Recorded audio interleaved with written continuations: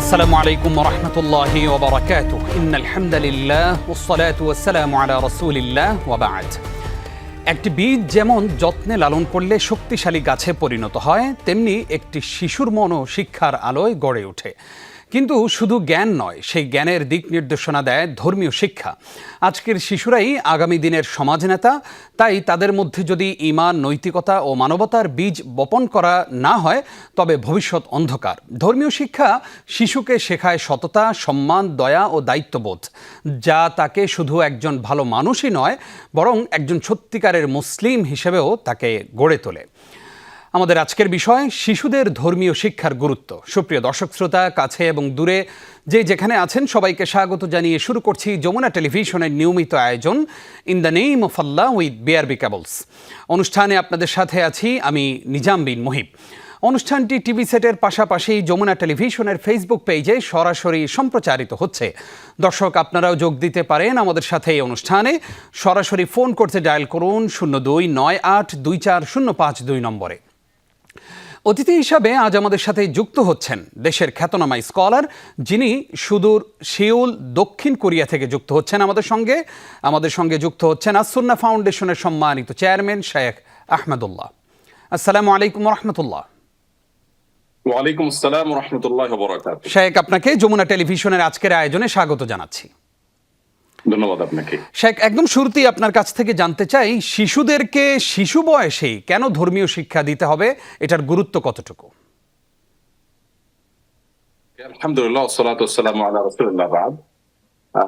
একজন শিশুকে শিশু বয়স থেকেই তাকে দ্বীনি শিক্ষা দিতে হবে এজন্য যে তাকে ছোটবেলা থেকেই তার সৃষ্টিকর্তা আল্লাহ তাআলার প্রতি ভরসা এবং দ্বীনি শিক্ষা যদি সঠিকভাবে দেওয়া হয়, তাহলে সে মানসিকভাবে শক্তিশালী হয়ে উঠবে। আমাদের মুসলিম সমাজের বাইরে যে সমস্ত সমাজে ছোটবেলা থেকে, বিশেষ করে যারা কোনো ধর্ম বিশ্বাস করেন না, তারা ছোটবেলা থেকে ধর্মীয় শিক্ষা দেওয়ার বিরোধিতা করেন এবং তারা বলেন যে একটা সন্তান বড় হওয়ার পরে সে তার ধর্ম পালন করবে কি করবে না, কোন ধর্মে যাবে কি যাবে না, সেটা সে সিলেক্ট করবে। কেন বাবা মা তাকে এটি আগে থেকে দিয়ে দিবে, এটা একরকম আরোপ করা বলে তারা মনে করেন। অথচ বাস্তবতা হলো যে সমস্ত সমাজে শিশুদেরকে শিশু বয়স থেকে ধর্মীয় দীক্ষা দেওয়া হয় না, সে সমস্ত সমাজে শিশুদের মধ্যে শৈশবেই ডিপ্রেশন দেখা দেয়। ইসলাম একজন মানুষকে যেহেতু তার রবের প্রতি, সৃষ্টিকর্তার প্রতি আস্থাশীল এবং ভরসাকারী হিসেবে গড়ে তোলে, সো একজন শিশুকাল থেকেই তার আস্থা এবং ভরসার জিনিসটা দরকার আছে, এবং যখন সে আল্লাহর প্রতি আস্থা এবং ভরসা রেখে বড় হয়, তখন তুলনামূলকভাবে সে মানসিক দিক থেকে সুখে এবং শান্তিতে অন্য শিশুদের তুলনায় ভালো থাকে। দ্বিতীয়ত, নৈতিক দিকটা ছোটবেলা থেকে যদি আমরা না দেই, তাহলে আমাদের দেশীয় প্রেক্ষাপটে ধর্মীয় শিক্ষা শিশুদের মধ্যে দিন দিন কমে যাচ্ছে, যার ফলশ্রুতিতে আমরা আমাদের দেশে কিশোর গ্যাং সহ নানাবিধ শিশুদের অপরাধ কর্মে জড়িয়ে পড়ার প্রবণতা দেখতে পাচ্ছি। আমরা যত পেছনে যে আমাদের দেশে শিশুদের সোনালী অতীত তত খুঁজে পাই। অন্তত আচার আচরণ, নীতি নৈতিকতা, আদর্শ, মানবিক মূল্যবোধ, এই বিষয়গুলোতে আমাদের শিশুরা আগে অনেক ভালো ছিল, যেটা এখন নেই। এখন অধঃপতন দিনের আলোর মতো পরিষ্কার। পার্থক্য একটা জায়গাতেই, সেটা হলো যে আগে দ্বীনি শিক্ষা ছিল, এখন ধর্মীয় শিক্ষা শিশুদের মধ্যে সেরকম গুরুত্বের সাথে আমরা দেই না। অতএব শিশুদেরকে ছোটবেলা থেকেই দ্বীনি শিক্ষা দেওয়ার গুরুত্ব অপরিসীম। নবী করিম সাল্লাল্লাহু আলাইহি সাল্লাম বলেছেন, কুল্লু মৌলুদিন ইউলাদু আলাল ফিতরাহ, প্রত্যেকটা শিশু জন্মগ্রহণ করে প্রকৃতিগতভাবে আল্লাহ তাআলার প্রতি বিশ্বাসী হয়ে, অথচ তার পরিবেশ, তার এনভায়রনমেন্ট, মা বাবা এবং প্যারেন্টস, তাদের যে ভুল ত্রুটি, সেগুলোর কারণে সে পথচ্যুত হয়ে যায়। এজন্য আমাদের সন্তানদেরকে ছোটবেলা থেকেই দ্বীনি শিক্ষা দেওয়া উচিত। ছোটবেলা থেকে দ্বীনি শিক্ষা না দেওয়া হলে এই সন্তানকে পরবর্তীতে তার মধ্যে মানবিক মূল্যবোধ এবং ধর্মীয় মূল্যবোধ এগুলো জাগ্রত করা অত্যন্ত কঠিন এবং দুঃসাধ্য ব্যাপার হয়ে দাঁড়ায়। আমাদের দেশের বাইরে বিশেষ করে অমুসলিম প্রধান দেশগুলোতে, বিশেষ করে যে দেশগুলোতে ধর্মীয় চর্চা এবং শিক্ষা শিশুদের ক্ষেত্রে দেওয়ার কোনো গুরুত্ব মানুষ বুঝে না, সে সমস্ত সমাজে আমরা দেখি শিশুদের মধ্যে এক ধরনের মানবিকতা থাকে, কিন্তু অপর দিক থেকে বড় ধরনের গ্যাপ তৈরি হয়। যে শিশু একটি কুকুর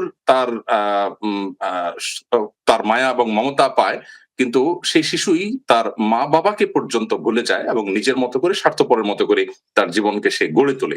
এই সব কিছু ধর্মীয় শিক্ষার অভাবের কারণে তার এই নৈতিক স্খলন হয়ে থাকে, যেটি হয়তো অনেক সময় আমাদের সাদা চোখে ধরাও পড়ে না।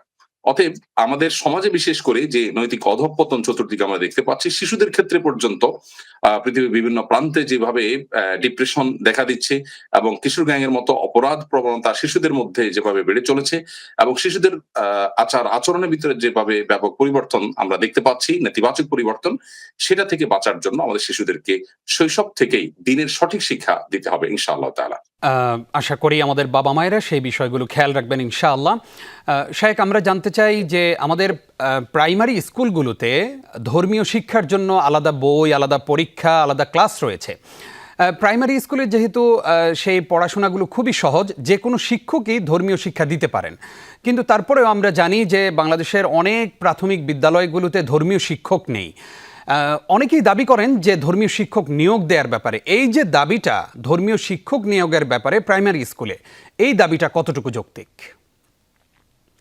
দেখুন, আমাদের দেশে প্রাথমিক স্কুলে ধর্মীয় শিক্ষা বাধ্যতামূলক থাকলেও ধর্মীয় শিক্ষক কিন্তু নেই। ধর্মীয় শিক্ষা বাধ্যতামূলক রাখা হয়েছে, সেজন্য ধর্ম শিক্ষার বই আছে, ধর্মীয় ধর্ম শিক্ষা বইয়ের পরীক্ষা হয়, অথচ সেটা পাঠদান করাবার জন্য কোনো শিক্ষকের ব্যবস্থা নেই। এটা খুবই অযৌক্তিক একটি কাজ এবং পদক্ষেপ। দীর্ঘদিন পর্যন্ত এই অযৌক্তিকতা নিয়ে আমরা চলেছি। ধর্মীয় শিক্ষার বই খুব সহজ, এটা অন্য যে কোনো শিক্ষক পড়িয়ে দিতে পারে, এটা পুরোদমে একটা ভুল কথা। এটাকে কোনোভাবে সঠিক বলবার কোনো কারণ নেই। প্রত্যেকটা সাবজেক্টের সংশ্লিষ্ট বিষয়ের যে টিচার, সে টিচার এক্সপার্ট টিচার দিয়ে যদি না পড়ানো হয় তাহলে সেটি যথাযথভাবে সে শিক্ষাটা হয় না। আমাদের স্কুলগুলোতে ধর্মীয় শিক্ষা নামকে অস্তে হচ্ছে এবং সেক্ষেত্রে এই গ্যাপটা কিন্তু আমরা দেখতে পাচ্ছি ইতোমধ্যে। এর পাশাপাশি আরেকটা বিষয় গুরুত্বপূর্ণ, সেটি হলো যে ধর্মীয় শিক্ষক শুধুমাত্র ধর্মীয় শিক্ষা দিবেন, অর্থাৎ ধর্মশিক্ষার বই পড়াবেন তা নয়। জোহরের সময় মুসলমানের সন্তান নামাজ পড়ুক, প্রত্যেকটা প্যারেন্টস চায়। প্রত্যেক মুসলিম প্যারেন্ট যেহেতু তার সন্তানের জোহরের নামাজ পড়ুক এটা চায়, তাহলে স্কুল সে আয়োজনটা করা হলো মানুষের আকাঙ্ক্ষার প্রতিফলন। সেটা কে করবে? ধর্মীয় শিক্ষক থাকলে তিনি সেটা কাজটি করতে পারবেন এবং তার পাশাপাশি স্কুলে যখন একজন ধর্ম শিক্ষক থাকবেন, সেই ধর্ম শিক্ষক নীতি নৈতিকতার চর্চা সন্তানদের মধ্যে, শিক্ষার্থীদের মধ্যে বাড়াবার চেষ্টা করবেন, যেটা সন্দেহাতীত ভাবে তাদেরকে নৈতিক এবং আদর্শবান নাগরিক হয়ে বড় হতে তাদেরকে সাহায্য করবে। আমাদের দেশে ধর্ম শিক্ষার বই আছে, ধর্ম শিক্ষার পরীক্ষা আছে, কিন্তু ধর্মীয় শিক্ষক নেই। এর চাইতে অযৌক্তিক আরেকটি পদক্ষেপ মনে হয় হতে পারে না। যার ফলশ্রুতিতে অনেক স্কুলে দেখা গেছে, বিভিন্ন সময় পত্র-পত্রিকা উঠে এসেছে যে হিন্দু শিক্ষক দিয়ে মুসলমানদের ধর্ম শিক্ষার বই পড়ানো হচ্ছে। তো এই বিষয়গুলো খুবই দুর্ভাগ্যজনক এবং জি, এই অবস্থার থেকে মুক্তি লাভের জন্য আমাদের ধর্ম শিক্ষক নিয়োগ দেওয়াটা সময়ের সবচেয়ে প্রয়োজনীয় উদ্যোগগুলোর একটি। আশা করি দায়িত্বশীলরা এই বিষয়গুলো খেয়াল রাখবেন। শায়েখ, আসবো আপনার কাছে আবারও ইনশাআল্লাহ ছোট্ট একটি বিরতির পর। প্রিয় দর্শক, আরও একবার স্বাগত আপনাদেরকে। দেখছেন in the name of Allah with BRB cables. আমাদের আজকের বিষয় শিশুদের ধর্মীয় শিক্ষার গুরুত্ব। এ বিষয়ে কথা বলছেন আমাদের প্রিয় স্কলার শেখ আহমদুল্লাহ। শেখ, আপনাকে আরও একবার স্বাগত জানাচ্ছি। আপনার কাছ থেকে এবার আমরা জানতে চাইব যে শুধুমাত্র স্কুলেই তো শিক্ষার্থীরা ধর্মীয় শিক্ষার আলোয় আলোকিত হবেন না, এর আগে নিশ্চয়ই তারা বাবা মায়ের কাছ থেকে ধর্মীয় শিক্ষায় তারা আলোকিত হবেন, সমাজকে আলোকিত করবেন ধীরে ধীরে। তো এই শিশুদেরকে কিভাবে লালন পালন করলে শিশুরা ধর্মীয় শিক্ষায় আলোকিত হবেন? ধন্যবাদ আপনাকে। বাবা মা বাসা বাড়ি থেকে সন্তানদেরকে যে ধর্মীয় শিক্ষা, নৈতিক শিক্ষা দিবেন সেটা হলো সবচেয়ে গুরুত্বপূর্ণ।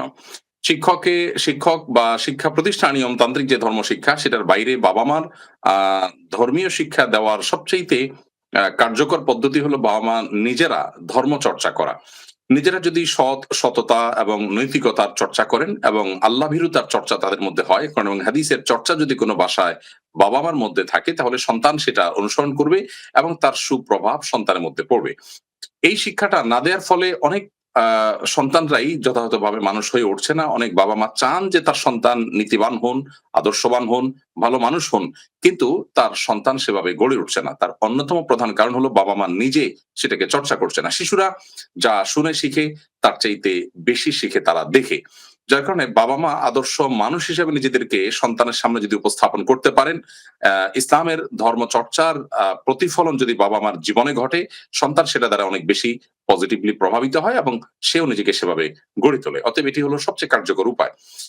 বাবা মার পাশাপাশি বাসা বাড়িতে ভাই বোন এবং অন্যান্য আশপাশের যে প্রতিকূল প্রতিবেশ এবং এনভায়রনমেন্ট, সেটা যদি সন্তানকে এমন ভাবে দেওয়া হয় যেখানে আসলে ধর্ম চর্চা হয় এবং নীতি নৈতিকতার চর্চা হয়। এমনকি যে প্রতিষ্ঠানে সন্তান প্রবেশ, সেই প্রতিষ্ঠানেও যদি আদর্শ নীতি নৈতিকতার চর্চা হয়, তাহলে সেক্ষেত্রে সন্তান সেখান থেকে ভালো কিছু শিখতে পারবে। এই বিষয়টি বাবা-মার বিশেষভাবে খেয়াল করা দরকার। অনেক শিক্ষা প্রতিষ্ঠানে শিক্ষকরা একটা পর্যায়ে খোদ সন্তানকে বা শিক্ষার্থীদেরকে নকল করতে সহায়তা করে, অনৈতিক কাজ করতে সহায়তা করে। যে শিক্ষা প্রতিষ্ঠানে এ ধরনের কাজ হতে পারে, সেখান থেকে সন্তান কিভাবে একজন নীতিবান বা আদর্শবান নাগরিক হয়ে গড়ে উঠতে পারে। অনেক বাবা-মা আছেন নিজের সন্তানের জন্ম তারিখটা ভুল ইচ্ছাকৃত মিথ্যা লেখেন, ভুল নয় বরং মিথ্যা লেখেন, যাতে করে সে বেশি দিন চাকরি করার সুযোগ সুবিধা পায়। এই সামান্য একটু স্বার্থকে মাথায় রেখে যে বাবা-মা একটা ডাহা মিথ্যা কথা লেখেন, সন্তান সেটা দেখে, সেই বাবা-মার থেকে সন্তান অন্তত ভালো কিছু শিখবার সুযোগ লাভ করে না। এজন্য বাসা-বাড়ি, শিক্ষা প্রতিষ্ঠান, প্রতিবেশ, পরিবেশ সবটিকু জায়গায় যদি বা সবগুলো জায়গায় যদি দ্বীনি চর্চা, নীতি-নৈতিকতার চর্চা হয়, সন্তান সেটা দেখে ভালো কিছু শিখবে। এর পাশাপাশি আ সন্তানকে ঘরোয়াভাবে দ্বীনি শিক্ষা দেওয়ার জন্য বাবা-মাকে নিজস্ব উদ্যোগ নিতে হবে। শুধুমাত্র শিক্ষা প্রতিষ্ঠানের দিকে তাকিয়ে না থেকে তারা নিজেরাও তাকে ধর্মের মৌলিক জিনিসগুলো শেখাবেন। সন্তানের শেখার সবচেয়ে বড় জায়গা এবং প্রধান জায়গা হলো তার পরিবার। আজকাল পরিবারগুলো থেকে সেরকম শিক্ষা দেওয়ার যে একটা পরিবেশ ছিল একটা সময়, সেটা এখন আর নেই, হারিয়ে গেছে। স্মার্টফোনের অতিরিক্ত আসক্তি, টেলিভিশনের বিভিন্ন প্রোগ্রামের আসক্তি এবং নানা কারণে আমরা এত বেশি ব্যস্ত হয়ে পড়েছি যে সন্তানদের জাগতিক শিক্ষার বাইরে তাদের মোরাল ডেভেলপমেন্ট, তাদের নৈতিক উন্নতির কোন দিক নিয়ে ভাববার ফুরসতটুকু পর্যন্ত প্যারেন্টস এর মধ্যে নেই। যার ফলশ্রুতিতে সন্তানদের অধঃপতন দিনের আলোর মতো পরিষ্কার। বিধায় বাবা-মাকে বিশেষভাবে বাসা-বাড়িতে তাদের আচরণের মাধ্যমে, তাদের কথাবার্তার মাধ্যমে বিভিন্নভাবে সন্তানকে ধর্মীয় শিক্ষা দিয়ে জি। গড়ে তোলার চেষ্টা তাদেরকে করতে হবে। অসংখ্য ধন্যবাদ ওস্তাজ আপনাকে। আমরা জানতে চাইব যে শুধুমাত্র আধুনিক শিক্ষায় শিক্ষিত করে ধর্মীয় শিক্ষাকে যদি কেউ উপেক্ষা করে, তাহলে কি ধরনের ক্ষতি হতে পারে? অথবা পাশাপাশি আপনি আমাদেরকে এটাও বলবেন যে আধুনিক শিক্ষা এবং ধর্মীয় শিক্ষা, এই দুই শিক্ষার মাঝে আমরা কিভাবে সমন্বয় করতে পারি? দেখুন, আল্লাহ তাআলা আমাদেরকে দোয়া শিক্ষা দিয়েছেন, রব্বানা আতিনা ফিদ দুনিয়া হাসানাহ ওয়া ফিল আখিরাতি হাসানাহ ওয়া কিনা আযাবান নার। অর্থাৎ আমরা আল্লাহর কাছে চাইবো দুনিয়ার কল্যাণ এবং আখিরাতের কল্যাণ উভয়টি। আল্লাহ সুবহানাহু ওয়া তাআলা বলেছেন, ওয়ালা তানসা নাসীবাকা মিনাদ দুনিয়া। দুনিয়াতে যে তোমার একটা হিস্সা আছে সেটাকে তুমি ভুলে যেও না। তার মানে একজন মানুষ আখিরাতের কল্যাণের জন্য যেমন কাজ করবেন, দুনিয়ার কল্যাণের জন্য তিনি কাজ করবেন। ঠিক একইভাবে আমাদের সন্তানদেরকে পার্থিব শিক্ষা দেওয়ার পাশাপাশি আমরা দ্বীনি এবং নৈতিকতার শিক্ষা দেব। এমনটি মোটেও জরুরি নয়। ইসলাম এটি বলে না যে সন্তানকে শুধুমাত্র নৈতিক শিক্ষা দেব এবং আধুনিক শিক্ষা থেকে তাকে আমি দূরে রাখতে হবে। এমন কোনো কথা বলেনি। বিধায় এর সাথে সুন্দর এবং চমৎকারভাবে সমন্বয় সাধন করা সম্ভব। বাংলাদেশে বেশিরভাগ মানুষই বা বলতে গেলে সব মানুষই ধর্মপ্রাণ। হিন্দু, মুসলিম, বৌদ্ধ, খ্রিস্টান প্রত্যেক ধর্মের মানুষই স্ব ধর্মে যথেষ্ট ধর্মপ্রাণ। বাংলাদেশে মানুষের প্রত্যেকটা মানুষ তার সন্তানকে ধর্মীয় শিক্ষা দেওয়ার জন্য বিশেষভাবে চেষ্টা করে। প্রতিটা ফ্যামিলিতে আমরা জানি যে হুজুর রেখে আলাদা করে বিশেষ করে মুসলিম ফ্যামিলিতে সন্তানকে ধর্মীয় শিক্ষা দেওয়ার জন্য উদ্যোগ নেওয়া হয়। জি, জি। এই পরিস্থিতিতে আমাদের যদি শিক্ষা প্রতিষ্ঠানে ধর্মীয় শিক্ষাকে গুরুত্বের সাথে পাঠদান করা হয়, তাহলে সেক্ষেত্রে সন্তান শুধুমাত্র সাধারণ শিক্ষায় শিক্ষিত হয়ে যোগ্য নাগরিকই হবে না, বরং সৎ নাগরিক হবে। আমাদের দরকার হলো দক্ষতার পাশাপাশি সততা। জি। শুধু সৎ মানুষ কখনো একটা সমাজকে অগ্রসর করতে পারে না, আবার শুধু সততা দিয়েও মানুষ এগিয়ে যেতে পারে না। এই জন্য সততা এবং দক্ষতার মধ্যে সমন্বয় করবার জন্য আধুনিক শিক্ষার পাশাপাশি আমাদেরকে দ্বীনি শিক্ষা চর্চা করতে হবে। জি, জি। অসংখ্য ধন্যবাদ স্যার আপনাকে। আসবো আবারও ইনশাআল্লাহ আপনার কাছে আরও একটি বিরতির পর। প্রিয় দর্শক, আরও একবার স্বাগত আপনাদেরকে। দেখছেন in the name of Allah with BRB cables. আমাদের আজকের বিষয় শিশুদের ধর্মীয় শিক্ষার গুরুত্ব। এ বিষয়ে কথা বলছেন আস-সুন্নাহ ফাউন্ডেশনের সম্মানিত চেয়ারম্যান শেখ আহমেদুল্লাহ। শেখ, আপনাকে আরও একবার স্বাগত জানাচ্ছি আমরা।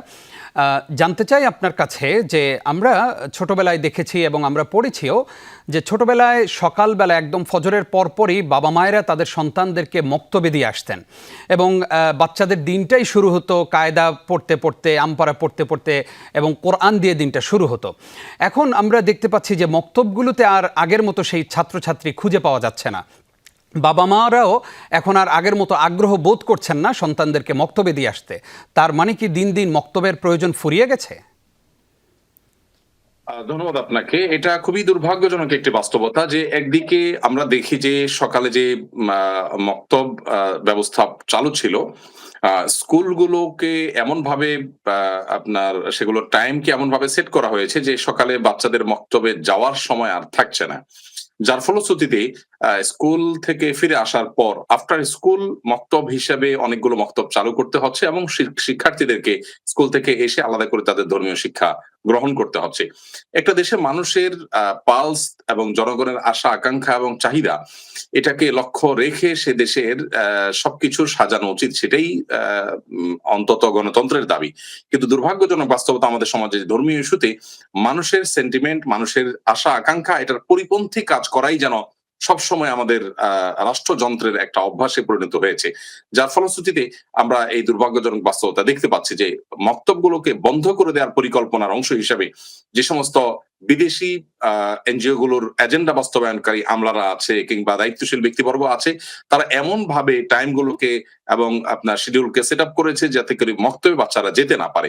ফলশ্রুতিতে বাবা মার উপর আলাদা বোঝা বা আলাদা একটা চাপ তৈরি হয়েছে, তারা স্কুলের পর সন্তানদেরকে আলাদা করে মক্তবের ব্যবস্থা করতে হচ্ছে। এবং আমরা যেটা নিয়ে আলাপ করছি শিশুদের ধর্মীয় শিক্ষার গুরুত্ব, বিশেষ করে প্রাইমারি স্কুলে ধর্মীয় শিক্ষক নেই অথচ বই আছে, ক্লাস আছে এবং পরীক্ষা আছে।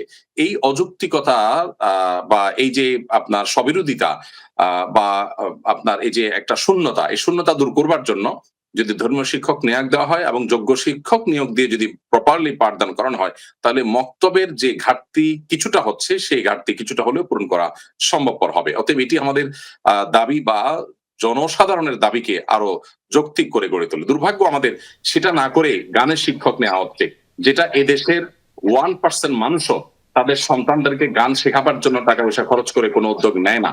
সেই দেশে গান চাপিয়ে দেওয়া হচ্ছে।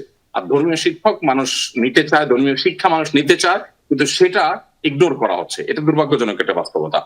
তো মক্তবের এই কালচার, এখান থেকে আমাদের সন্তানদেরকে আমরা যদি সুন্দর আদর্শ এবং নৈতিকতা শেখাতে পারি তাহলে তার সুফলটা আমরাই দিন শেষে পাবো। আর যদি এটা না করি তাহলে তার ক্ষতি আমাদেরকে গ্রাস করবে, যেটা ইতিমধ্যে আমরা দেখতে পাচ্ছি। অতএব মক্তব ব্যবস্থা যেন আবার ফিরে আসে এবং আবারও যেন আমাদের শিশুরা নৈতিকতা শিক্ষা লাভ করতে পারে, এটা এদেশের মানুষের সাংবিধানিক অধিকার। সেই সাংবিধানিক অধিকারকে নানাভাবে নষ্ট করা হচ্ছে এবং শিক্ষার্থীদেরকে ধর্মশিক্ষা থেকে দূরে রাখার চক্রান্ত করা হচ্ছে। জি, আশা করি আমাদের দর্শকরা বুঝতে পারবেন বিষয়টি এবং সতর্ক থাকবেন এই বিষয়ে। শেখ, আমরা অনুষ্ঠান শেষ করব। একদম সংক্ষেপে জানতে চাইব যে এই ছোট ছোট বাচ্চাদেরকে ধর্মীয় শিক্ষা বলেন বা যে কোনো শিক্ষায় সুশিক্ষিত মানুষ হিসাবে গড়ে তুলতে একজন শিক্ষকের কি কি গুণ থাকা প্রয়োজন? ধন্যবাদ। শিক্ষক আদর্শ, শিক্ষককে দেখে সন্তান শেখে। অতএব শিক্ষক নিজে আদর্শবান নীতিবান মানুষ হওয়া গুরুত্বপূর্ণ। আমরা শিক্ষক নিয়োগের সময় শিক্ষকের অন্য সব যোগ্যতার পাশাপাশি তার নীতি নৈতিকতা, তার আদর্শ, তার চারিত্রিক গুণাবলী এবং বৈশিষ্ট্য এটাকে বিশেষভাবে দেখাটা গুরুত্বপূর্ণ।